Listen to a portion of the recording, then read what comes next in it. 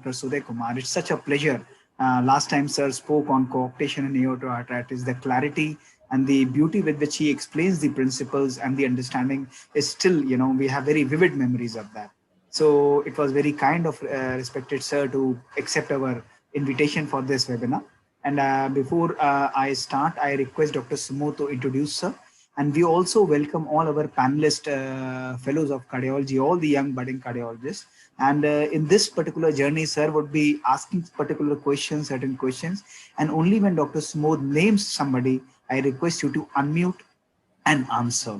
And in case you have any clarifications and questions, please put them on chat box. And even all our viewers, if you have any questions, please put them on chat box. Read them up in this journey. So over to you, Dr. Sumo, to please start the session.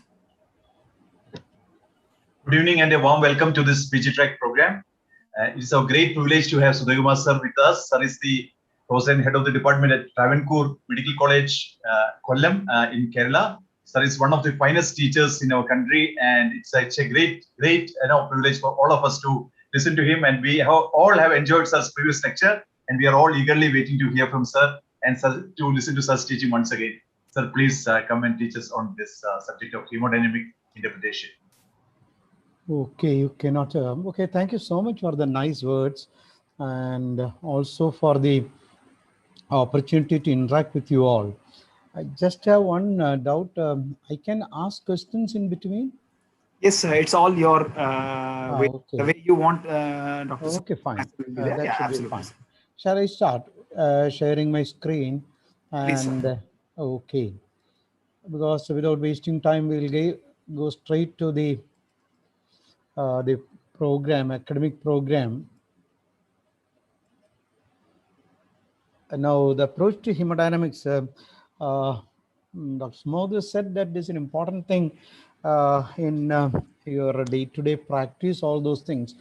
But to me, this is more important for your understanding of cardiology, because DM or DNB in cardiology doesn't mean practice. For example, to practice cardiology, if I get a good MBBS student who has been trained properly in house agency by good consultants, they require only 3 months to get trained in cardiology, to manage the cases, do the interventions, all those things.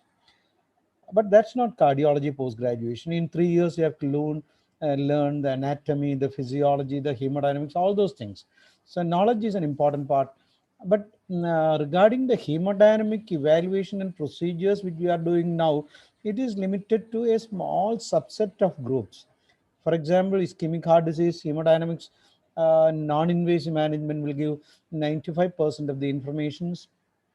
Same thing for valvular heart disease, echocardiogram, radiology, and probably CT, MRI in selected cases. Congenital heart disease, I thought it was an area where hemodynamic is very important, but I learned from the pediatric cardiologist that now congenital heart disease anatomy is delineated best by echo, CT bar, MRI, and only to assess the pulmonary vascular resistance, and in certain complex procedures, some hemodynamic data. Otherwise, the application of hemodynamic evaluation in routine evaluation and management of the whole cardiology subset is limited to a small percentage. But then, as I've told you, 3 years training means you should know what is hemodynamics. So the hemodynamics includes these 3 things: pressures, what are the pressures in various cardiovascular structures, what is the flow occurring in the pulmonary circulation, systemic circulation, and regional flows, and most important is the resistance, which is, these are all related. That is, pressure divided by flow is the resistance. This is the most important. What is the resistance to the flow of the available blood? That is very important. All these are interrelated, and we require for this what is oxygen consumed by the person in the basal stage. Then what is the oxygen saturation in percentage, and most important is the hemoglobin. These are closely related. Hemoglobin is extremely important, and this is the most difficult part. That is a pressure tracing. Whatever we discuss, I think the most important is the clinical electrocardiogram, X-ray, echo data, and when you are selecting the patient for catheterization or hemodynamic data, it is not like examination patient from top to bottom. It is a targeted approach. So you will not spend too much time on everything, but in this case, what is the area which I have to concentrate? That's the most important thing. Now, pressure tracings, how to approach. Basically, you should know what is the rhythm. The electrocardiogram is a must because the hemodynamic data varies depending on the cardiac rhythm, rate, irregularity, all those things. Then you get the atrial tracing. The first question you have to see when you see that data or trace, is it an atrial bar venous trace? Is it a ventricular trace? Or is it an arterial trace? That is the first step. And after that, you analyze the waveform in systole, diastole. What are the waveforms? What is the shape or the morphology of the waveforms? And what are the actual values? And once you've got this in a chamber, you compare with the adjacent chamber. There is a proximal and a distal chamber, and also the right and left. For example, if you are taking the LV, you have to take the actual pressure in the LV, peak systolic and end diastolic. These are the two things which you take, and compare that the diastolic pressure with the RA mean pressure and the systolic pressure with the PA systolic pressure. Okay. And you have to compare that pressure with the left ventricle also to see whether the pressure is normal, subsystemic, systemic, or suprasystemic. It has its own implication in diagnosis and prognosis and planning the management. So that is very important. Comparing the adjacent chambers means the inflow chamber, the outflow chamber, and the adjacent chamber. These are very important. Now coming to the waveform, you have to take a single cardiac cycle based on the electrocardiogram. That is, from the peak of the QRS to the next peak of QRS is the cardiac cycle. And usually systole ends after the T wave. And from that to the peak of the QRS is the diastole. End of the diastole, you get the atrial contraction. So you can see in a cardiac cycle, actual pressure in this is a multiple waveforms. Multiple waveforms is the atrial or venous. And usually it will be relatively low pressure. Seldom more than, even in a bad case, it is less likely to be more than 25 or 30. So there is a mean pressure. So polyphasic deflections in a single cardiac cycle favors a venous or atrial form. And when it comes to the ventricular pressure tracing, in systole it goes up to a grade level, in it relaxes, and diastole, this is the most important thing. In diastole, the pressure rises because the ventricle is now getting filled. As the ventricle is getting filled, the pressure rises. The pressure is related to the volume. Whereas in an artery, what happens is the systolic pressure in the ventricle is transmitted to the great artery, whether it is obstructed or not with modification, but it rises significantly. But in diastole, what happens is the blood, the AV valve is closed, or if it is regurgitating also, the blood is running off from the aorta to the periphery, or to reverse to the regurgitation to the cardiac chambers. So what happens as diastole progresses, the volume of blood in the aorta or the great artery decreases, so the pressure decreases. It is very important to identify the wave whether it is a arterial trace or a ventricular trace. In an arterial trace, in diastole, the pressure falls. In ventricle, the pressure rises. So here you can see the difference in the morphology. So I've said how to identify a wave, whether it is atrial, ventricular, or arterial. Now, if you get a ventricular waveform, is it the same? Pressures are very important, but look at the morphology. The peak systolic part, it is not very sharp or triangular like this. In left ventricle, it is more sustained, where it is more triangle in right ventricle, unless the right ventricle behaves like a left ventricle. Can I ask a question? What is that condition where the right ventricle behaves like a left ventricle? Anybody? Because time is very important, because there is a delay. I will proceed. Sir, large ST. Corrected TG. No. Large VST, sir. Well, non-resident, instead of using, thank you, very good. Instead of using, the other answer is right when you are talking about the morphological view. But my question was, when the two ventricle, right ventricle is behaving like the left ventricle is, right ventricle is functioning like the systemic ventricle, and it is a non-restrictive VSD. The best is a non-restrictive VSD, classically in VSD with pulmonary stenosis, as in tetralogy of Fallot, or an Eisenmenger VSD, like that. When the right ventricle is having a systemic pressure and it is freely communicating, so we call it as physiologically it is behaving like a left ventricle. Now this is the pullback tracing which we can have. I have showed you all the things: atrial form, the ventricular form which mimics a right ventricular form because it is sharp and triangular. And here you find diastole it is going up. I think you can see the arrow I am using, the marker. Can you? Yes. In diastole, in the artery, it is coming down. So this is the tracing which shows the atrial, ventricular, and arterial pressure trace. This is one which we take from the pullback tracing. Then you take simultaneous tracing. This simultaneous tracing of one ventricle, you can see in diastole, the pressure is rising here. Here it is falling. It's almost equal. Now here comes. I'm sure you will answer this question, but I want, what are the findings in this case? Yes, somebody? Sir, I'm Deepak here. Please don't answer like this. Dr. Sumod will identify, please. Okay. Dr. Sumod, please. Yeah. Deepak, anyway, you started, you can next time onwards. Deepak, you tell, yeah. Yes, sir, this is simultaneous tracing of LV and aorta. Okay. And then there is gradient between the LV and of around 100 millimeters of mercury. Yes, aortic. The LV peak fine. systolic pressure is 200. Fine. And yes, Observation.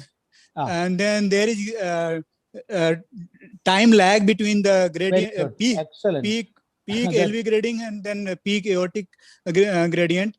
And peak to peak gradient is around 80. Okay, I think, fine. sir. I think that's Yes, okay. Okay, fine, yes, sir. good. Yes, so sir. what you can find is there is significant LVOT gradient indicating an LVOT obstruction. Fine, excellent. Then we talk about the peak to peak gradient, that is 200 minus 130 will be around 70 millimeters. But the peak instantaneous gradient would be somewhere here, which will be much more than the peak to peak gradient. Peak instantaneous gradient is at each point you take the gradient and see which is the maximum. Maximum is here. This is because of this delay occurring. And the most important thing you have to say is there is a slow upstroke and a delay in the peaking of the aortic valve tracing, aortic tracing. So that indicates severe valvular aortic stenosis. And equally important is the prominent atrial wave which you say in the diastole in the ventricle. The diastolic pressure is on the higher side. That is the second thing. So you have to look into all those things. The peak systolic pressure is high, the end diastolic pressure is high, and there is a very prominent atrial contraction. That is because of the diastolic dysfunction. Atrium is giving a big contraction. Normally you will get a very unimpressive wave. Okay, so peak systolic pressure is high, the end diastolic pressure is high, and there is a very prominent AV. And the aortic pressure tracing shows a good gradient, peak instantaneous gradient, as well as the peak to peak gradient. There is a slow rise of the aortic gradient, that is tardive pulse with a delayed peaking. And equally important, you have to look at the dP by dt. That is, what is the rate of pressure rise in the ventricle? That is very important because to assess the left ventricular systolic function, the isometric contraction is the most important. So you have to look for the peak to peak, the dP by dt of the pressure rise in the ventricle during the isometric. Similarly, you can look for the negative dP by dt to assess the relaxation. So these are the informations you can get from the pressure tracing instead of saying that this is severe aortic stenosis. Severe aortic stenosis, I'll just give you mark, but you find that the peak to peak gradient, peak instantaneous gradient, and obviously the mean gradient later. And finish the ventricular pressure tracing. Peak systolic pressure is high, then diastolic pressure is high. There is a prominent A wave in this thing. The aortic pressure trace is slow rise, indicating severe aortic stenosis with elevated LV diastolic pressure with a prominent A wave, probably indicates diastolic dysfunction because the rate of pressure rise here seems to be good. Here it seems to be good. So you have to measure the dP by dt of this also. Is it okay? So these are the information you can get apart from a diagnosis of severe valvular aortic stenosis. Here is the next thing. You have the diastolic pressure tracing of the ventricle as well as the atrium. The atrium shows a good A wave, X descent. You have the V wave and the Y descent. And the ventricular pressure tracing shows an early diastolic dip, fairly rises rapidly. Then the waveform, after the very initially, it merges. And actually the two pressures kiss each other so that there will not be any difference at all. So there is a normal. A marginal difference of 2 millimeters is okay. Now you look here. Now come, obviously all of you will say that there is a marked gradient, diastolic gradient, which is a pan-diastolic gradient, or immediately after the relaxation, a long diastolic gradient. Okay, you can see that the gradient is maximum in the rapid filling phase, and the gradient comes down, and during atrial contraction, the gradient increases. So the classical murmur of mitral stenosis is a mid-diastolic murmur which comes down with pre-systolic accentuation. So it is a decrescendo crescendo murmur, not a flat murmur with pre-systolic accentuation, a decrescendo crescendo murmur. This is the gradient. And what has happened here? It has come down. Okay, now one more postgraduate. What are the findings? I say this is a case of mitral stenosis. What are the findings? Sudhir, you can answer. Yes, sir. Yes, quick, because we have to finish. Yes. The figure of the trace, yes. The trace on the left side shows the diastolic gradient between. That we have discussed. Anything more? What is the difference between this and this? This is mitral stenosis, no mitral stenosis. What are the points? Yes, okay. The most important thing talk in JVP. In JVP, what will you look for? Tricuspid stenosis. AV, prominent AV. Okay, fine. Suppose he is in AF. Prominent AV can occur in so many situations. What is the diagnostic finding in the JVP in tricuspid stenosis? It is a diastolic phenomenon. Okay, it is this low Y descent, because when the tricuspid valve opens, it doesn't open normally, so that the emptying of blood from the RA to RV, or decompressing the RA is slow. It doesn't empty fast. So the Y descent will be very slow. That you can classically see in this case. That is, the pressure in the left atrium is coming down slowly. The ventricle is filling slowly, so it is also slow upslope. And you release that, you find that the Y descent has become sharp. The ventricle started filling early. So this is the characteristic change which occurs. The gradient should come down. This should be the observation. The prominent V wave, it doesn't have much significance in mitral stenosis, because normally the V wave is prominent. When the mean pressure goes up, the V wave becomes more prominent. Is it clear? So this is the important thing. This is the equivalent to the sharp Y descent or the slow Y descent you see in JVP in tricuspid stenosis. This is another thing which shows simultaneous tracing. What does it show? Yes, I'll just quickly go through that, because I'll give you certain exercises. Here, both the ventricular pressures are same. So it is a systemic right ventricle, and it is not that triangular also. So this is one situation where the right ventricle is behaving like the systemic ventricle, non-restrictive VSD. This is the pullback tracing, which we take from the aorta to LV to the aorta, showing the gradient. That also is simple. Now this, all of you will answer, because this is a standard trace which we keep for examination, which all of you know. So there is no skill. But what we have to do is, when you are pulling back, you are getting a gradient. But more important is in sinusoidem, a grade is in sinusoidem. What is this pressure? In diastole, it is rising, high systolic pressure. So this is a ventricular pressure tracing. What is this? This also shows in diastole, it is going up. So it is again a ventricular pressure tracing, and this is an arterial tracing. That is the way you have to approach. Okay. Then you find there is a gradient between ventricle and ventricle. So the diagnosis by this is, what is the diagnosis? Shaukat. What is the interpretation you get from this? Yes, sir. Yes, sir. Sir, LVOT gradient, subvalvular LVOT gradient. No, we are obstruction. Not sure. No, you say sir, that. Probably, sir. I'll listen. This says that there is an intraventricular gradient. You don't know where exactly it is. For example, on the right side, it may be double chambered ventricle, infundibular PS, like that. So this is an intraventricular gradient. Okay. There is no gradient between the ventricle and the great artery. So you can say it is an intraventricular gradient. Okay, this you may get in mid-cavity obstruction in certain types of HCM. Okay. Is it hypertrophic obstructive cardiomyopathy? Yes, sir. Why? A spike and dome pattern, sir. Okay, you find that there is a spike and dome pattern. So the arterial pulse is very important. There is a spike and dome pattern. So you can say that this is likely to be hypertrophic obstructive cardiomyopathy. So what first thing is, sir, there is an intraventricular gradient, there is no valvular gradient, but after this you find that there is a spike and dome pattern for the arterial pulse. So it looks more likely to be hypertrophic obstructive cardiomyopathy. Now coming to this, you find this is an artery. What is this? Ventricle. So there is a gradient between the artery and the ventricle. So it is likely to be valvular pulmonary stenosis. Whereas here, what is it? This looks like an arterial tracing. And there is a gradient. What is this tracing? That also is an arterial tracing, because in diastole it is coming down. This is a ventricular tracing where diastole is going up.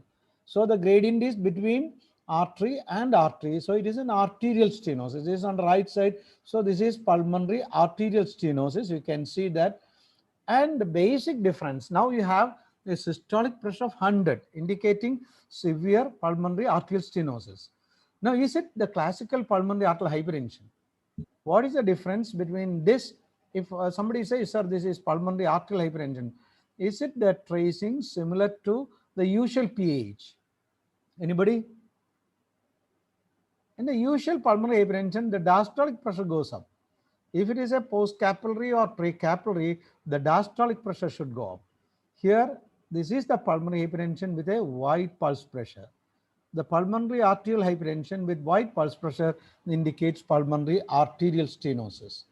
So there is an introduction to analysis of the waves. Now we come back to the real analysis of the data. How will you approach? One, you will be given the oximetry, the pressure tracing, and obviously the oxygen consumption, hemoglobin, everything will be given. In the oximetry, I have my own style. The first thing is you have to look at the aortic and pulmonary saturation. Aortic and pulmonary saturation, what is the relation? Aortic saturation more than pulmonary saturation, aortic saturation equal to pulmonary saturation, and aortic saturation less than pulmonary saturation. Very important, because some of the diagnosis straight away get. You need not bother very much about that. Then it is equally important to look for the arteriovenous difference. Suppose you get a marked, suppose normally it is around 20 to 25. Suppose the arteriovenous oxygen difference is something like 30 or 40. What does it indicate? Low cardiac output. Suppose it is very narrow, say arteriovenous oxygen difference is, let us say the aortic saturation is 95, pulmonary saturation is 88 or 85. The commonest situation is hyperdynamic circulation. The second is there is a left-right shunt. Maybe at the arteriovenous level, at the atrial level, at the ventricular level, or at the arterial level. So aortic and pulmonary saturation is the first thing you have to look for. You get adequate information. So that is very important. Then look for the step up and step down. You are looking in routine setup. Okay, pressures, as I said earlier, look at each chamber systematically. Assess whether the values are normal or abnormal. Compare with all adjacent chambers, as I have mentioned. And very important, you look at the pressure difference between pulmonary artery and the pulmonary vein. That is extremely important, especially when the pulmonary artery pressure is high. You should look at the difference between the pulmonary artery and the pulmonary vein, the diastolic as well as the mean difference. So I hope you know that. Well, this is very important. Now this picture, normally in diastole, the aortic valve, pulmonary valve and the mitral valve, aortic valves are closed. These two valves are closed normally. Okay. Now you look, there is no obstruction to flow of blood through the pulmonary artery, through the pulmonary capillary, through the pulmonary vein to the left atrium to the left ventricle. That means in diastole, normally the pulmonary circulation or the circuit is open from the pulmonary valve end to the aortic valve end. So in diastole, it is a freely communicating chamber. So the pressures will be almost the same. As you proximally, there will be a marginal elevation. So the LV diastolic pressure equals the LA pressure equals to the venous pressure, capillary pressure, pulmonary artery diastolic pressure. And you look, if there is a pressure elevation, is there any gradient anywhere in between? And that is the level of obstruction. For example, here the LA pressure goes up, it is LV inflow obstruction. Classically is mitral stenosis and some other conditions. Suppose the left atrial pressure is high, the pulmonary venous pressure is high, there is an obstruction to the pulmonary veins. Suppose the pulmonary venous and capillary pressure is high, the pulmonary artery diastolic pressure is high, there is a problem at the pulmonary arteriolar level. So that is important. You can look at where exactly is the obstruction. Okay, fine. Is it clear? Very important. Now we come to cases. A 10-year-old boy with no cardiac symptoms and no cardiomegaly. I'm not describing as you present for the examination. Solid points, single loud second sound, and constant pulmonary ejection. That is observation. Okay. Now this is the data which you get. It is extremely difficult. So what you have to do is, this is a standard picture which is given in NADA's textbook of cardiology, which none of you might have seen or some of you might have seen. So draw this thing and put. I have put the values here. Okay, the first step. What is the aortic and pulmonary saturation? It is the normal relation. Aortic saturation is greater than the pulmonary saturation. Okay, and the difference is 20 millimeters only. So we can say that there is no major contribution from this data. So now you go to the systematic. The vena cava 68 and 71, and the right atrial sample is 70. I think all the postgraduates are from your institute or some other institutes. Sir, all across. Place. Pardon? All across India, sir. So, but because the problem is, in many centers, they don't have a discussion on hemodynamics. So usually the question asked is, what is this? How will you get the right atrial saturation? Because this is different, coming from different streams.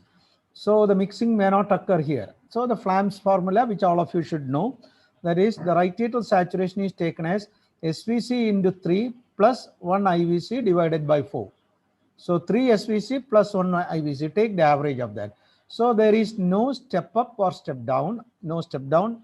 I'm sorry, there is no step up from the vena cava to the right atrium.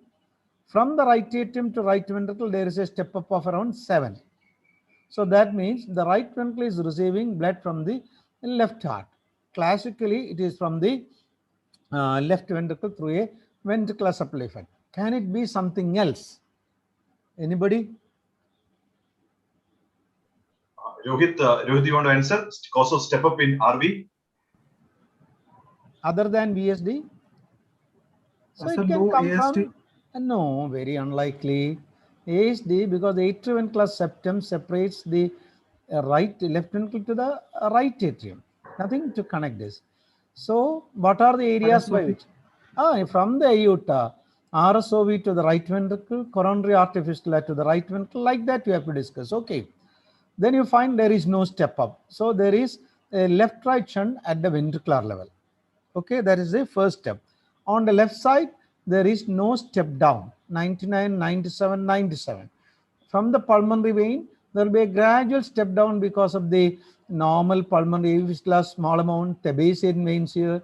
So that if it is 100% in the capillaries, it may be only 98 or 99% in the left atrium, maybe 96, anything above 95. Okay, so there is no right to left shunt. So definitely there is a left right shunt. Okay, the commonest is VSD. Now you come to the pressures. The right atrial pressure look normal. You compare, vena caval pressure is not given. The right ventricular pressure. The right ventricular systolic pressure is very high, and the diastolic pressure is normal. So you compare with the right atrial pressure. The mean pressure is same. So there is no gradient. So there is no obstruction to the right ventricular inflow tract. From the right ventricle to the pulmonary artery, you get 95, no gradient. Okay, this is the way you usually go. Now coming to the left side, the atrial pressure is normal. The left ventricular pressure is normal. There is no gradient. And there is no gradient from LV to aorta. So that part is very clear. Now you have to compare left and right. The left atrium, right atrium, it's a minor difference. What is happening here? It is almost the same. Here also it is almost the same. Okay. So what you have seen is there is a left right shunt at the ventricular level with pulmonary arterial hypertension, which is systemic. Is it clear? Now what is the cause of this pulmonary arterial hypertension? Is it pulmonary hypertension or pulmonary arterial hypertension? So now you have to compare. You have to compare the pulmonary artery to the pulmonary vein, which is the left atrial pressure. The left atrial mean pressure is 8, and here the mean pressure is 77. So if the pulmonary arterial pressure goes above the left atrial pressure, if here the normal pulmonary venous pressure and elevated pulmonary arterial pressure, it indicates pulmonary arterial hypertension. That is, the problem is in the pulmonary arteries. That is, the pulmonary arterial hypertension is pre-capillary, not due to a left heart disease, not a post-capillary disease. So we have a left-right shunt at the ventricular level with systemic RV pressure with pulmonary arterial hypertension, with pulmonary problem at the pulmonary arterial level, not post-capillary. That is the way you analyze the data. So simple here. But usually this is the way we have been trained. But usually I start from the left atrial pressures because that is a simple way for me. I first ask, what is aortic pressure? Okay. LV pressure, okay, no gradient. The LA pressure normal, then diastolic gradient. So left heart is normal. Now you come to the right heart. From the right heart, I will go for the right pulmonary artery. The pulmonary artery pressure is elevated. It is systemic. Then coming to the right ventricle, there is no RVOT gradient. RV pressure is also systemic. Obviously, it has to be systemic. So you have a systemic pulmonary arterial hypertension. There is no gradient. So we have a left-right shunt with systemic pulmonary arterial pressure. So what will be your next step? Yes? Ajayram, what will you do after seeing this data? Sir, this patient most likely having a now the question is very simple. The question is very simple. What will you do? Sir, as the pressure is almost equal. Now what will you do? This is important examination. Examiner like me, I want the answer straight away. Because reversibility I have to see, sir. You would like to see the reversibility, but what I will do is, this is the clinical data. No cardiomegaly, single second sound, constant pulmonary ejection rate. If it is VSD, what is the likely situation? Okay, that's why I said clinical is very important. Now you look at the X-ray. Okay. You look at the X-ray. Do the catheterization only after baseline evaluation. Markedly dilate pulmonary artery, marked central pulmonary artery dilatation, peripheral proning. Okay. Okay. Electrocardiogram. What is the axis? The axis is something like 135. It is more than 120. You find dominant R in AVR. Monophasic R wave. No S wave, sorry, no Q wave in V5, V6. In V5, V6, no Q wave, deep S waves. So what is the magnitude of the PA pressure? This patient actually doesn't require catheterization, doesn't require to study this thing, because once you get this case with this electrocardiogram, with this X-ray, there is no need to catheterize this case. The only thing is do the oxygen saturation and make the patient do a little bit of exercise and see whether the saturation in the aorta is coming down or not. Actually, this boy doesn't require catheterization. But sometimes we may do, especially the pediatricians, they want to confirm that this doesn't require, that is, this is inoperable. So the message is clinical, ECG, X-ray, echo, make the diagnosis. Then you ask, why do you want to catheterize and what I am going to look into? Okay. In certain cases, we will do, but you get adequate information from this. Now the next thing. Okay. This is the oximetry given. Okay. Oximetry given. I have put it. So what is the first question you ask? What is the aortic and pulmonary saturation? Same. It is the same. That means these two vessels are fed from a common circuit. Is it from the right ventricle? No, because right ventricle cannot produce step up. Is it from here? 90, it is not 90 also. So it should be combination. Okay. So, but the thing is, how can it be exactly same? So once you have got it same, there are 2-3 conditions. No, wait. Next step, look, is it same in the two ventricles? Is it same in the two ventricles? No. So the problem is at the arterial level. Truncus is an answer, but truncus usually will have some streamlining and usually there will be some difference. Answer is right, but the most important is it is either pulmonary atresia or tricuspid, sorry, tetralogy of Fallot or pulmonary atresia. Classically is pulmonary atresia or aortic atresia, and the commonest is pulmonary atresia. And can you see that the child underwent a cardiac surgery? What was the surgery done at 6 months? Praneshwar, you want to say? Pardon? This child underwent a cardiac surgery by 6 months.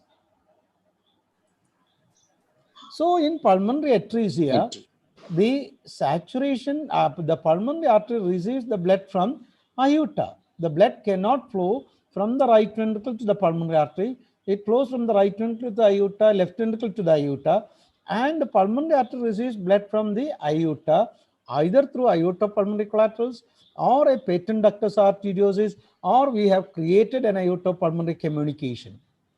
Okay, that is a situation where you get the equal saturation. Is it clear?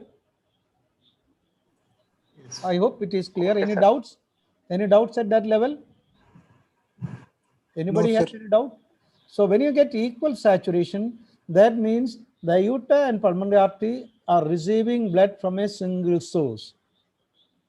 The commonest is pulmonary atresia. Okay, where the pulmonary artery has to receive blood from the aorta through an epicollaterals, PDA, or a surgically created aortopulmonary communication. So the diagnosis straight away there. But now you go through the hemodynamics. Here there is no step up, and step up occurred here. There is no step down here. There is some step down here and a further step down. You look at the pressures, aortic pressure is normal. There is no gradient in the LVOT. The diastolic gradient, there is nothing, so mitral inflow obstruction is not there.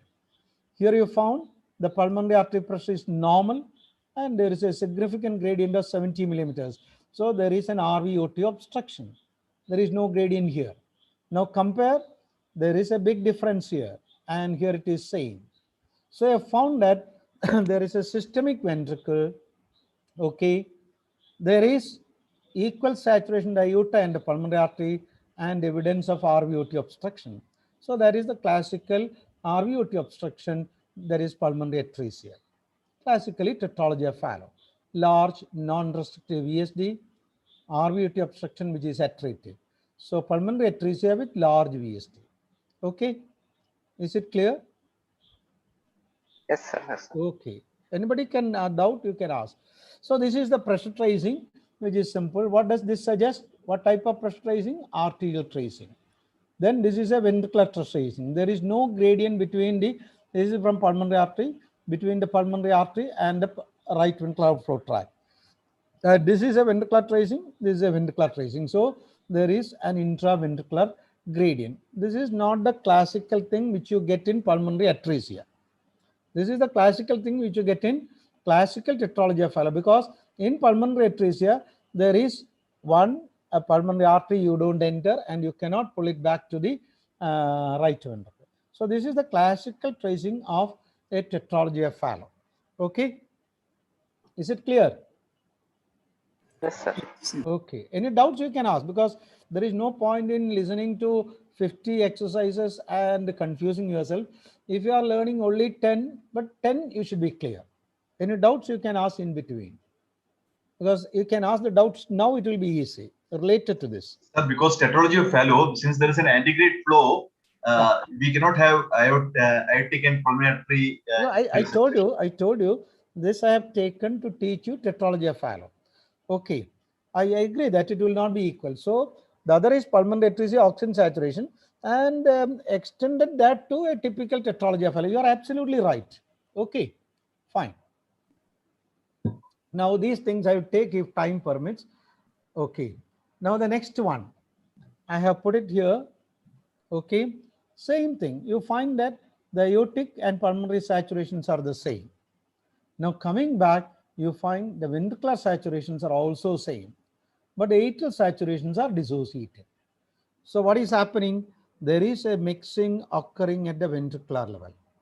So the ventricle is mixing, either because, that means it's a univentricular physiology. So this ventricle is receiving the blood from both sides and there is no separate chambers functionally. So what are the conditions you will think? Puneshwar, you can say. Pardon? Sir, single. The commonest. Tricuspid atresia. Tricuspid atresia is the commonest. Mitral atresia is extremely rare. Second, single ventricle Ventricle classic. A single ventricle usually will have a balanced circulation or an imbalanced circulation, and only less commonly you will find that the whole AV valve, both AV valves empty to the common ventricle, and there is a rudimentary chamber. So there are different subsets for single ventricle. Even physiologically, the diagnosis of single ventricular physiology is when more than 1.5 AV valve is draining to one ventricle. We can use the term single ventricle physiology. So single ventricle should be the third answer. So tricuspid atresia most likely. Now you come back to the oxygen saturation. You find the right atrial saturation, it is desaturated, 61. That because cyanosis. Okay. Now what is happening is pulmonary vein to the left atrium, there is a right to left shunt. It has to be there. So whatever blood is coming from the right atrium is going to the left atrium. And then it is mixing and it has come to the left ventricle. So the left ventricle receives the whole blood, and the left ventricle pumps its blood through a VSD to the pulmonary artery, normally related, which is the commonest, and to the aorta. So the aortic saturation and pulmonary saturation will be the same. The ventricular saturations will be the same. So this is compatible with tricuspid atresia. But what is the proof that it is tricuspid atresia? Now we come to the pressures. So oxygen saturation shows that the arterial saturations are same, both ventricular saturations are same. So the arteries are fed by a common ventricular physiology, or the blood is the blood in the ventricles are completely mixing. The condition is tricuspid atresia, single ventricle mitral atresia. Okay. Now coming to the pressures, normal aortic pressure, no gradient between the left ventricle to the aorta, so no LV aorta obstruction, no gradient between the left ventricle and left atrium in diastole, no LV inflow obstruction. Okay, then coming here, the pulmonary artery pressure is low or normal. The right ventricular pressure is 50, so there is a gradient. So there is a 30 millimeter gradient, so there is pulmonary stenosis. Then coming here, the RV diastolic pressure is 6, the mean RA pressure is 10, indicating an obstruction. So we have found that there is a univentricular physiology as per the oxygen saturation is concerned, normal left heart pressures, an RVOT gradient, RV inflow gradient, and right to left shunt at the atrial level. So classical, that is tricuspid atresia equivalent with right to left shunt at the atrial level, probably a restrictive ASD because the mean pressure in the right atrium is greater than that in the left atrium by more than 2 millimeters. Okay, but the blood has to flow out. Okay, so this is a tricuspid atresia, normally related great arteries, VSD with pulmonary stenosis. That is a classical commonest type of type 1B tricuspid atresia. Suppose you get this child on day 4, what will you do? You do, first thing is you have to provide adequate mixing, because the oxygen saturation is 60. You have to look at the so many things you have to look into. Whether the child has acidosis, whatever it is, we go for a septostomy. Okay, is it clear? Any doubts at this level? Any doubts? Doubts can be okay, fine. Now what is happening here? So aortic and pulmonary saturation is almost the same. The ventricular saturation is almost the same. The atrial saturation is almost the same. So the mixing is occurring pre-tricuspid or pre-AV valve. So what is the situation where the oxygen saturation in all the 4 chambers and the great arteries are the same? TAPVC. TAPVC. I heard it as PAPVC. No, they never used the short form. Total anomalous pulmonary venous connection, because I heard it as partial. I may be wrong. So total anomalous pulmonary venous connection. What is the proof for that? What is the additional proof? Anybody? SVC saturation is 90. Yeah, superior vena cava saturation is 90, IVC is 60. In children, it may be equal, but in grown-up children and adults, this is higher. So you find that the shunt is received in the vena cava. So it is a, what type of what is it? Supracardiac TAPVC. Okay, that also is clear. This is one situation where the pulmonary, if you are very clear about this, I will go to the next step. That is, the pulmonary saturation can be a little higher than aortic. That is because this oxygenated blood, so IVC blood will go to the left atrium. Invariably, there will be ASD, and SVC blood, some streaming may occur to the right atrium, right ventricle. So what can happen is the complete mixing may not happen in the right atrium. So what happens is the IVC blood, because it is coming like this, there is an ASD, it may get streamlined to some extent to the left heart, and SVC blood to some extent may get streamlined to the right heart, so that the pulmonary saturation can be a little bit higher. But you have to take it for practical purposes as the same saturation. Okay. Now what is it? Simple, straight away. Dr. Mani, Dr. Mani, you want to say? Pardon? Pulmonary sats are higher than aortic sats. So TGA. Straight away diagnosis TGA. So straight away diagnose TGA, because the other condition will be DRV with subpulmonic VSD, which is almost same. You can sort it out by echo and all those things. Then, as I have said, a marginal difference can occur in TAPVC. So I have diagnosed it as TGA straight away. So now you look at the saturations, desaturated, okay, 57. Now you find there is a step up. So the blood, right ventricle is receiving blood from the left ventricle. So there is a step up here and same blood. On the left side, no step down here. There is some step down in the left ventricle. So it indicates a bidirectional shunt. And that is the classical situation where the child is likely to survive. There is a good intercirculatory mixing, especially at the ventricular level. Okay. Then you look at the pressures. Aortic pressure is 70. Okay. Then now here you have to go by the side. We will start from here. The pulmonary artery pressure is 30/15, and it is connected to the pressure ventricle with a high pressure. So there is subpulmonic or pulmonic stenosis.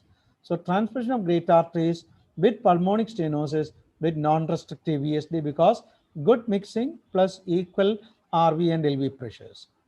Okay, you have to look for subaortic stenosis also, nothing.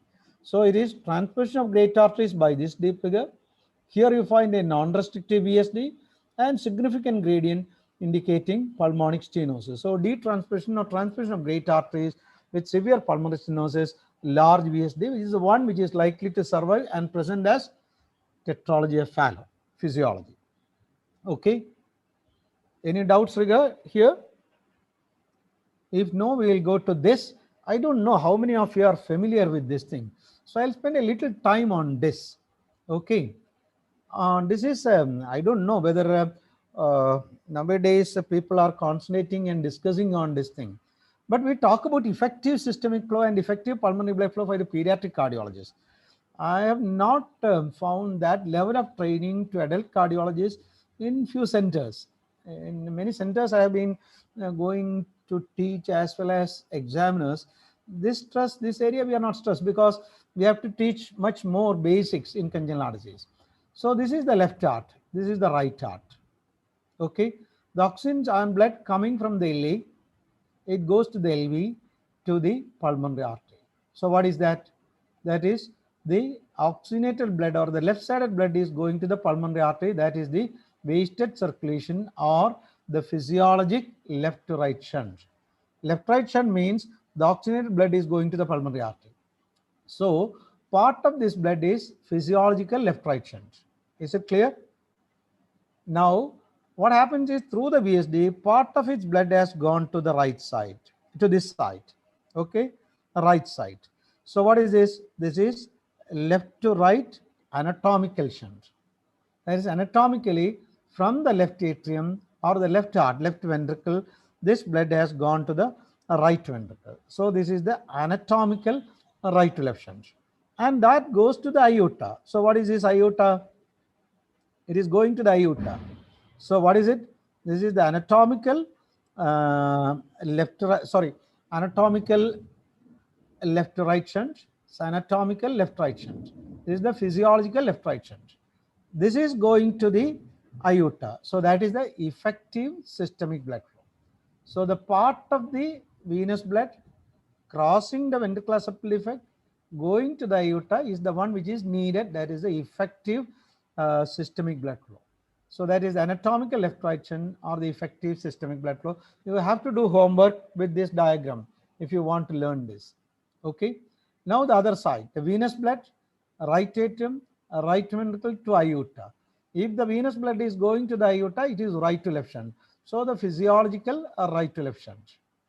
And through the VSD, part of the venous blood has crossed to the left. So this is the anatomical right to left shunt. From the right heart, it has gone to the left heart, but that is going to the lungs for oxygenation. So the venous blood part which is going through this to the lungs is the effective pulmonary blood flow. So you have, this is the effective systemic blood flow and this is the effective pulmonary blood flow, which are ordinarily equal. Whereas this is the left to right shunt and this is the physiological right to left shunt. You have to do homework again and again and again to learn by this art, because you're not doing this in CAP nowadays. When we are trained in post-graduation, this was the bread and butter for us. At that time, it was only hemodynamics, not even a good echo. Okay. So I have said pulmonary saturation equal to systemic aortic, pulmonary saturation more than aortic, classically DTGA, rarely Taussig bin anomaly, and very marginal difference in supracardiac TAPVC. PA saturation equal to aortic, rest of the thing okay, pulmonary atresia, aortic atresia, and truncus. Then saturation in the great arteries and ventricle same, single ventricle drainage, mitral atresia, tricuspid atresia commonest, then single ventricle. Equal saturation in all the chambers and great arteries, TAPVC. Okay. Now what is this? Quick, all of you can note down. I'm not going to ask, quickly go through this and write down the diagnosis and what is the investigation you will do.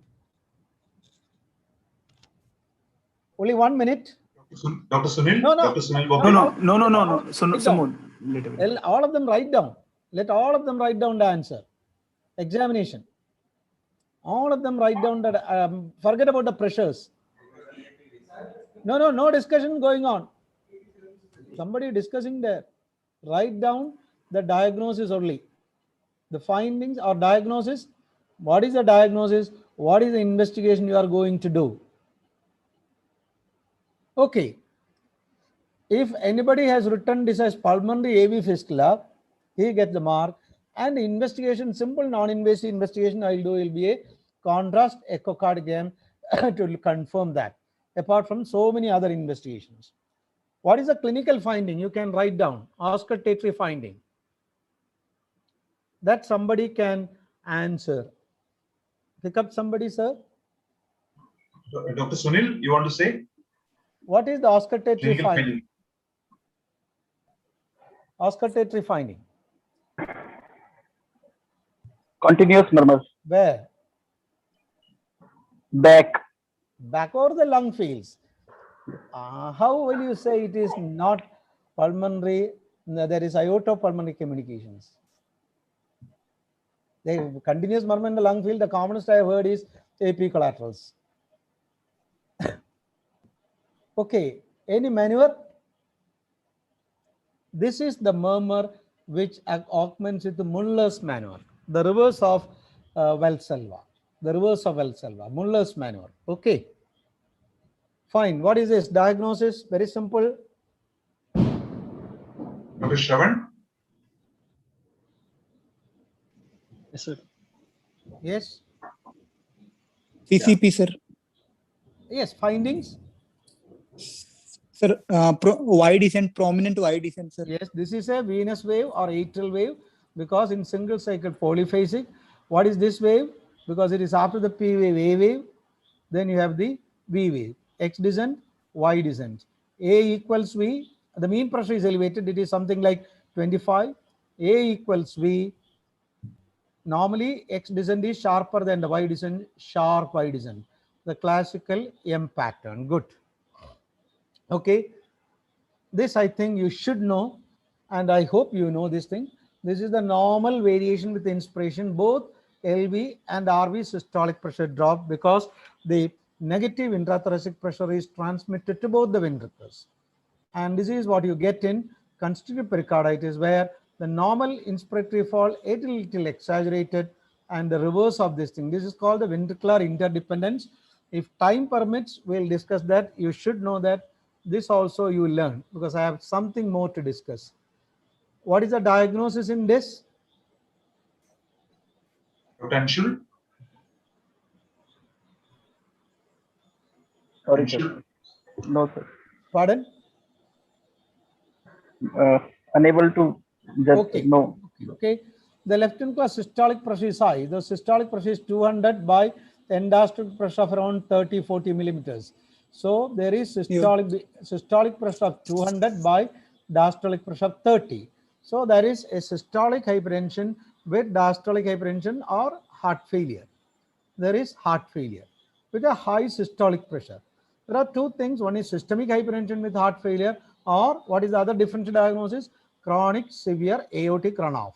So you look at the arterial tracing, you find that the arterial tracing shows a systolic pressure is near 200 and a very low diastolic pressure with a wide pulse pressure.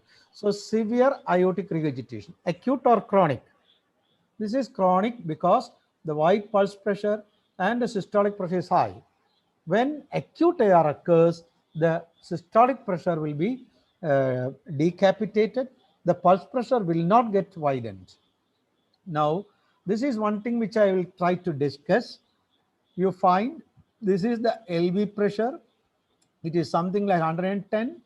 It comes down. The rapid rise, rapid early rise, then it plateaus. The aortic pressure, this is the aortic pressure. It is equal to the LV systolic pressure, so no LVOT obstruction. Very low diastolic pressure. And you find that the diastolic pressure in the aorta and LV is getting equalized. That is severe aortic regurgitation, where the aortic valve is completely open till the end of diastole, so that the aortic diastolic pressure is transmitted to the LV in diastole. And you look at the diastolic pressure, it is around 40 millimeters of mercury. Okay, and the systolic pressure is not elevated. Systolic pressure is not elevated. This is severe AR with severe heart failure or acute AR. Now, the important thing is you look at the atrial pressure, the pulmonary capillary wedge pressure. Normally, the left atrial pressure or the pulmonary capillary wedge pressure is a little higher than the LV diastolic pressure. Here, the LV diastolic pressure has exceeded the LA pressure. So, what will happen? Somebody? Diastolic MR. Diastolic MR. So, this is the basis for diastolic MR, which occurs a little later in diastole and pre-systole. And that is one of the mechanisms for Austin Flynn murmur, even in chronic AR, but classically in acute AR. This is the mechanism for the diastolic MR. Because of the severe AR, the aortic diastolic pressure comes very low and LV diastolic pressure rises. Severe AR, it fills very fast, then it cannot fill, it is equalized. And LV diastolic pressure goes above the LA pressure. So that this goes above the LA pressure, the mitral valve closes in diastole. So first sound will be soft. The mitral valve closes in diastole and it may even regurgitate. So in acute AR features clinically may not be heard. The murmur is very unimpressive. Systolic pressure will be normal. The first sound will be invariably soft. Okay. There is acute AR. This also, you know, all of you will say this thing, but what is Broken-Brough-Brown valve phenomenon? Deepanjan? Broken-Brough Brown valve phenomenon. Sir, after a ventricular ectopic, yeah, if it's an are you sure it should be ventricular ectopic or ectopic? It could be after any premature beat. Following a premature beat, okay. Following up like premature beat, we'll see that the aortic pressure has come down. What is my question? What is Broken-Brough Brown valve Monro phenomenon? Sir, post ventricular ectopic, we find that the systolic arterial pressure has, like the systolic aortic pressure has come down, and the gradient between the LV and the aorta has increased. That is not the Broken-Brough Brown valve phenomenon. You answered specifically, sir. Specifically, that is important in the examination. You may be knowing the answer. You know too much so that you will go on beating around the bush. But the examiner wants a specific answer. Question is definition of Brocken-Brown-Morrow phenomenon. It is the failure, that is the post-ectopic pulse pressure. It doesn't widen. Failure of the pulse pressure to widen. Normally, following the ectopic beat, the pulse pressure widens because it starts at a lower pressure, and the post-ectopic pressure will be same. The systolic pressure will be same normally, but it starts at a lower diastolic pressure because of the long diastole. The higher stroke volume to the normal systemic vascular resistance, that will produce the systolic pressure, which will be same as this, so that the pulse pressure widens. Failure of the pulse pressure to widen, that is what he has described, or falling. Failure of the pulse, normally the pulse pressure should widen in the post-ectopic beat in a normal left ventricle. Failure of it to rise, or it may fall in the post-ectopic beat, that is Brocken-Brown valve. So here you can see that this is the pulse pressure of the normal beat, this is the pulse pressure of the post-ectopic beat, that is Brocken-Brown. Then you have the other classical features of hypertrophic cardiomyopathy. What is the difference between these two? Deepak, you want to say? Arterial trace, both. Arterial trace, both. Is it same or different? Sir, alternate diagnosis. Diagnosis. What is the terminology for this? What is the terminology for this? Same. What is the terminology for this? Clinically.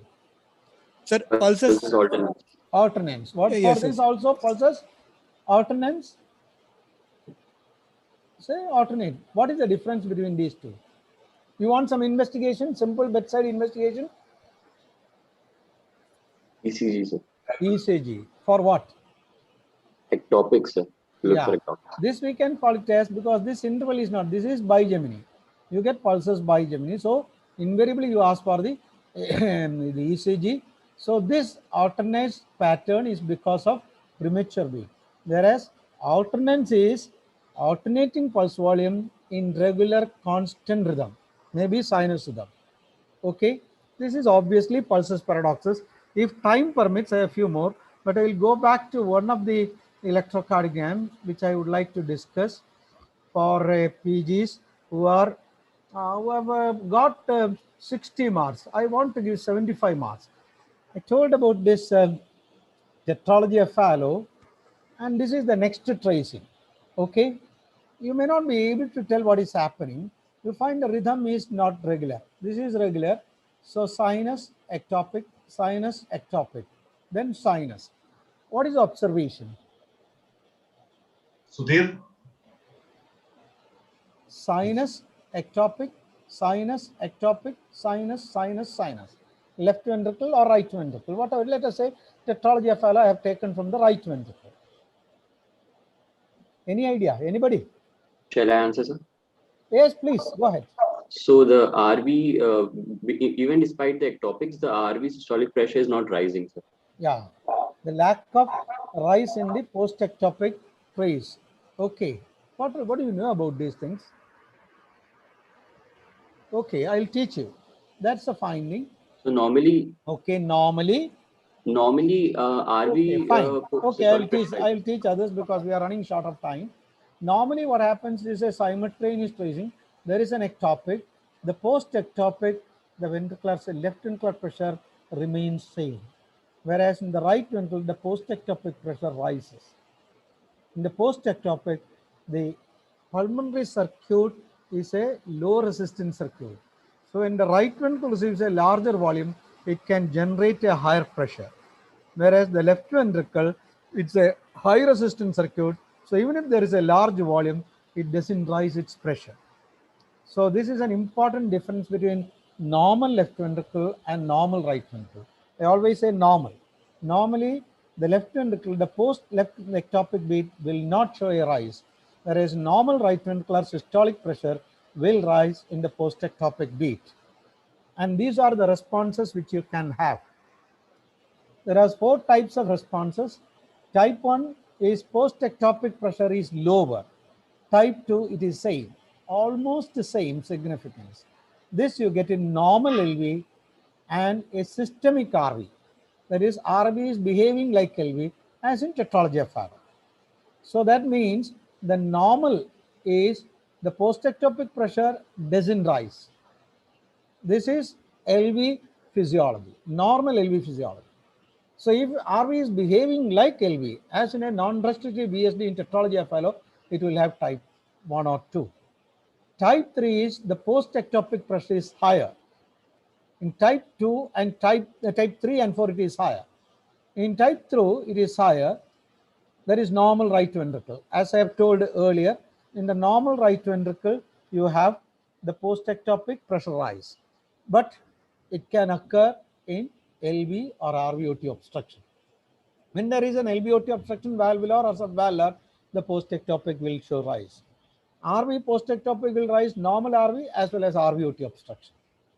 And the funny thing is, between these two, the post-ectopic beat, it returns to normal in 2 to 3 cycles. It returns to normal in 2 to 3 cycles. Whereas it may be alternates, that is high, low for the next few cycles. That indicates myocardial disease and dysfunction. So this is for not for your basic performance in the examination. Say 2 of you have appeared, both of you are clear, both of you get 65, but our sir, Dr. Mohit as well as Dr. Smoth feel that I want to give distinction for one of you. This may be important, but this is not important for your basic performance. Okay, this I thought that you are performing reasonably well, so I thought I will discuss this thing also. I think I have taken more than 1 hour. So that is fine. If you have traces left, we can just finish them off. Okay. Okay, this is the same thing. And now I think we'll be going for a post DM exam trace. Yeah. Harnish, you want to try? Harnish? Yes, sir. So as you can see, there's an ECG and there is a simultaneous tracing of LV and RV. So in the post-ectopic beat, we see that the RV systolic pressure. That is the problem, my friend. That is the problem. Now, you should have a systematic reading, okay? Now, this is what usually we say, that we see something and we go after that. And we'll be missing so many things. So always, before going to that gross abnormality, what is the basic thing? Basically, as I said, this patient has sinusrhythm, okay? Yes. Yes. Then you look at the electrocardiogram, you find lead 1 is negative, lead 2 is also negative, okay? Yes. I mean, you're not very important, but somebody tells that I'm giving you 5 minutes. So the axis is grossly abnormal. So the ventricle is not normal. Okay. Now you have how many tracings here? 2 tracings. I have labeled this. One is LV. Which is the higher one? The higher one is the RV, sir. RV. The LV pressure is systolic is 100. RV systolic pressure is 200. So what is the information you have got there? RV suprasystemic. Sir. Suprasystemic RV pressure. What are the conditions where you get suprasystemic RV pressure? So it basically rules out. It rules out a non-restrictive VSD. Sir. Yeah, rules out the ventricular system. For practical purposes, the ventricular septum is intact. Yes. No, okay. We can say it is for practical purposes, physiologically it is intact. So it is not univentricular physiology or differentially functioning ventricle. Okay. So what does it mean? What are the conditions where you get this? You can get in severe RVOT obstruction, sir. Very good. Severe RVOT obstruction with intact IVS. Then? Pulmonary atresia with intact IVS. Okay. RVOT obstruction with intact IVS. That we can take so many things. Okay. Then yes. In transposition, so you can get no.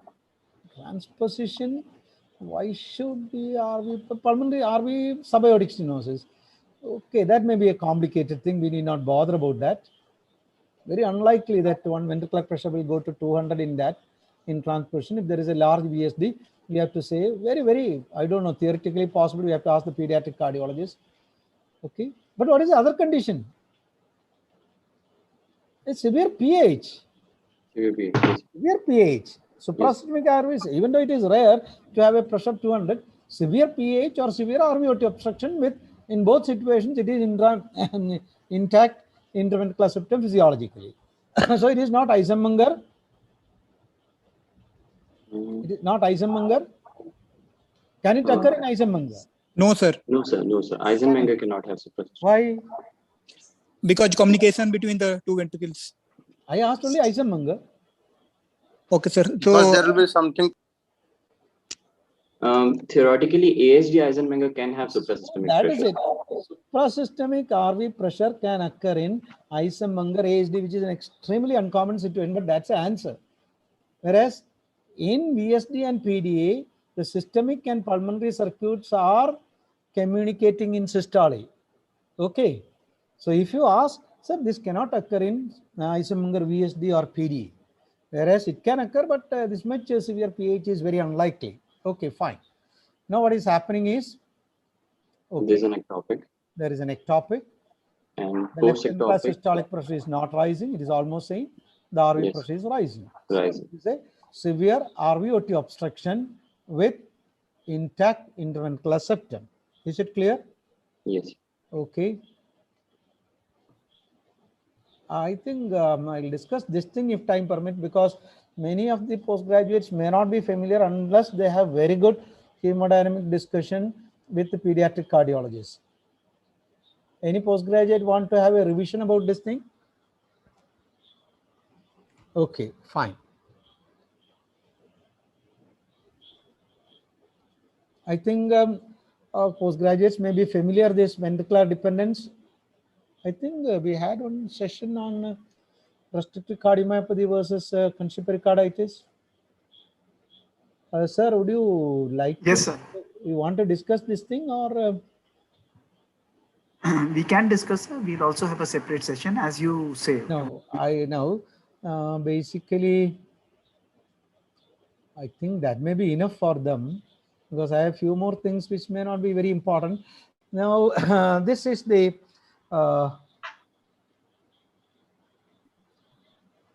okay. Ask the postgraduate to write down the diagnosis.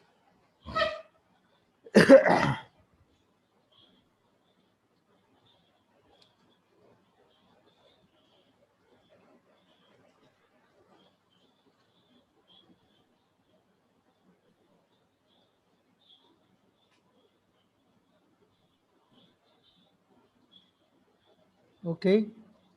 Anybody can discuss? Diastolic augmentation, sir. Yeah. So what you have to read is, now when you are reading, you have to say here the pressure is around 100. So it is a multiphasic or polyphasic deflections in a cardiac cycle. Ordinarily, I will take it as a venous tracing, but the pressure is 100, which cannot happen with venous tracing. So I started with systole. This initial part looks like a typical arterial pulse. There is something like 90 by 70. So 90 by 7, this is the end diastolic 70, 90 and rising. Then it is coming down. And at the end of systole, there is an augmentation. So it is the diastolic augmentation seen in intra-aortic balloon counterpulsation. Okay. This one, this is not for the basic postgraduate training. Very clear. Yes? Shaukat?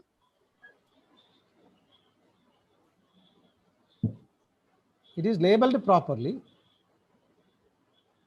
So you can So take the Rohit- two waves. Rohit can say- Now, you take the two waves and then discuss. What is this wave? It is labeled as LV. So what is the pressure? It is 110 millimeters of mercury. Then it has come down. There is a rapid filling and the end diastolic pressure is around 20 millimeters of mercury. So it is 100 by 20. Okay. Now what is this tracing? What is it given? Pulmonary capillary. You find that you have the A wave here. This is an additional wave. Okay. Then you find the systolic wave, because this is the systolic, very prominent systolic wave. There will be some lag because we are tracing the pulmonary capillary bed pressure tracing. So there will be a time lag will be there. And a V wave. This is the V wave which has come to around 100 or 90. And in diastole, it is equalizing.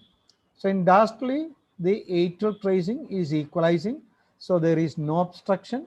Very prominent V wave, which is coming to the level of LV. That is the what is called ventricularization of the atrial pressure raising. In which condition will you get this? Acute severe MR. And this is called the camel's hump sign. That is the LV systolic pressure and the prominent V wave, or the ventricularized atrial pressure raising. You got that? The LV pressure, the V wave or the systolic wave is a little delayed because of the delay in the transmission to the pulmonary capillary beds. So it produces the camel hump sign, acute severe MR. Acute severe MR, LV diastolic pressure is elevated. In MR, usually the LV diastolic pressure remains normal. Elevation indicates severe LV dysfunction. And in severe MR chronic, the V wave will be prominent, but it will not come to this level. And look at the pattern of rise. Ordinarily, the V wave goes slowly. Very sharp rise, almost equalizing the LV pressure. This is a DM super postgraduate question. Jairam, want to try? Jairam? Sir. It is in a LV pressure and brachial artery. Yes, sir. It is a this high LV pressure of around peak pressure of around 250. Yeah. And yes, and there is an diastolic pressure is almost normal. Okay, very good. So 100, very normal. It is touching very low. Okay. Yes, it's all below normal only, sir. Yes. Then coming to another tracing that is present, that is IO. You didn't finish here. Having such to. I didn't understand. But the LV pressure is high to up to 50, diastolic pressure of 0. What is the diagnosis here? Simple diagnosis. Along with, okay, it is presence of any outflow tract obstruction may be present. There is an LVOT obstruction, severe LVOT obstruction, because there is a gradient. Now, what has happened? The LV systolic pressure is same or it is coming down. What has happened to the gradient? It is coming down. Okay, sir. What you have done? You have done something. Pull back. It is pull back. No, it is simultaneous tracing of the LV plus brachial artery. This is the brachial artery simultaneous. AF has reverted to sinus. So because of that. Yeah, that is the most important thing. So you find that the junction rhythm has reverted to sinus rhythm. Sinus rhythm. Okay. So what is the diagnosis? Why the gradient has come down in sinus rhythm?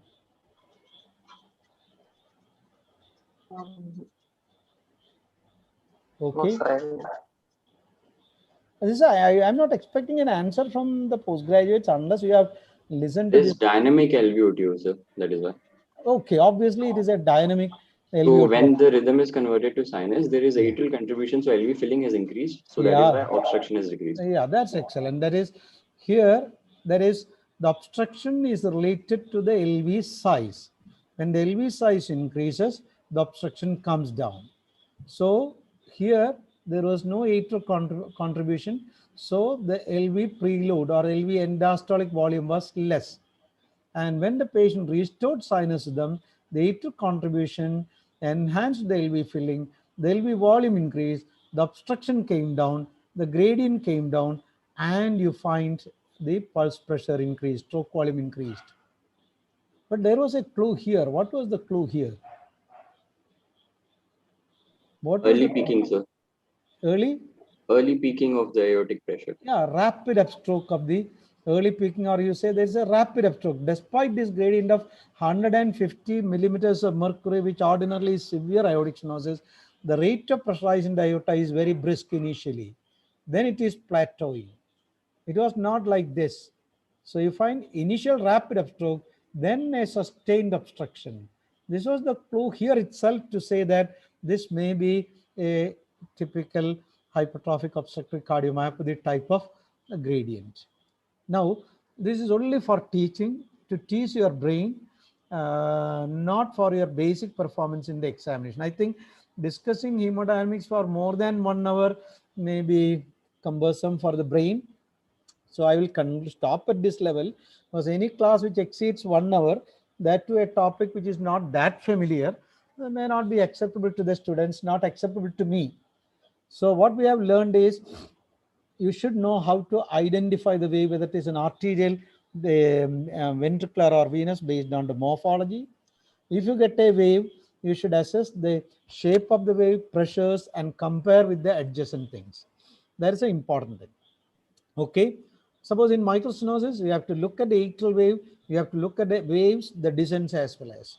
Whereas in ventricle, you have to look at how it is rising, dp by dt, then how it is filling, how the pressure is going up in diastole. Arterial tracing also like that. Then coming to the oximetry, the first thing I look is what is aortic and pulmonary saturation. Is it the normal relation or abnormal? You get some idea from that. Okay, we have learned aortic saturation same, pulmonary artery saturation. Look at next the proximal chamber, that is a ventricular chamber. Then look at the proximal chamber. Like that, you can straight away diagnose the complex cyanotic congenital disease. Then you look for the simple oximetry run, step up, step down, all those things.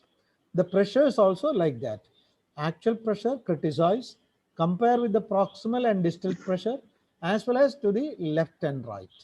Left side, right side. If you do like that systematically, it will take at least 5 to 10 minutes for an initial evaluation, which will gradually come down. I think I may have to stop this, not because I am fatigued, but the student's brain definitely will be fatigued. Thank you. Mohit, Dr. Samarth, Thank you. can also Thank you. contribute. And thank you so much, sir. Thank you so much. It was a fantastic session with touching the basics, how to go about interpreting the traces, the hemodynamics, and also the hemodynamic data. Great learning. And obviously, it was a great brainstorming also. So I would also request our Secretary of the Delhi CSI, Dr. Nitish Naik, has joined us today to say a few words. Nitish, sir, please. Thank you, Dr. Sujay. That was a very, very nice thing. And I think so for the resident, that was just what they need, because in exams, they all falter. And we are very thankful for you for organizing such a wonderful teaching session. I think it was a great learning experience even for us. Your traces were really marvelous. I think so. It was really nice. And we look forward for your support in the future as well. So any other questions or comments, Dr. Sumodh? Any particular resident has any other questions? I would be very happy to answer them. Dr. Sumodh? Yeah, I don't think it can get any better than this. It was one of the best sessions we had. Sir, you compared always the end-diastolic pressures with the mean atrial pressure. Why not the A pressure, pressure of the airway? Because those are together, which should we look at the mean or the diastolic? Okay. Now that takes back to our postgraduate nostalgia in ventricular tracing, which is a gradient you have to look into. There are three things I thought may not be needed for them. Just like peak to peak, instantaneous and mean gradient, and ventricle also, it is like that. The end-diastolic gradient, the PK gradient, and A to end-diastolic gradient, like that. But that is cumbersome, and it is not really needed, because in a normal ventricle at end diastole, there is no filling, the pressures are same. So we go for the end diastolic gradient. Normally, there is a question for them. Normally, the end diastolic gradient up to 2 is taken as normal. Anything more than 2 has to be taken as significant, and more than 5 we take it as significant. Suppose you get a situation where you find that the end diastolic gradient is only 2 to 3 millimeters of mercury. In one situation, we take this as very significant. Can any postgraduate answer that? You have a pardon? A gradient of 3 millimeters across the 2 to 3 millimeters across the LV inflow is taken significant in one situation, where your diagnosis is difficult clinically, your diagnosis is difficult by X-ray ECG, diagnosis is difficult by catheterization also, but diagnosis by echo straight away. Okay, Luton-Basher, mitral stenosis. There is one situation, LA is decompressed, so you won't get the gradient. As the mitral stenosis develops, even with severe, the LA can decompress to the right atrium so that the gradient will not go up unless the patient develops severe right ventricular failure, where the RA pressure goes up, LA pressure goes up. LV should be normal. Very, very, very unusual situation. So you get mitral stenosis. You miss mitral stenosis. Why? One, the symptoms are not there. Because you miss mitral stenosis in ASD because the symptoms in mitral stenosis are related to the LA pressure. Because of the ASD, LA is decompressed. So you won't get much symptoms of mitral stenosis even if it is severe. Findings. First sound is loud in both. Okay. Wide split second sound versus S2OS. Usual confusion. Okay. Then the mid-diastolic murmur of mitral stenosis versus the tricuspid MDM. The P2 can be loud in both. ASD can have loud P2. So you miss mitral stenosis. So the question is, when will you suspect mitral stenosis in a patient with ASD? Any postgraduate?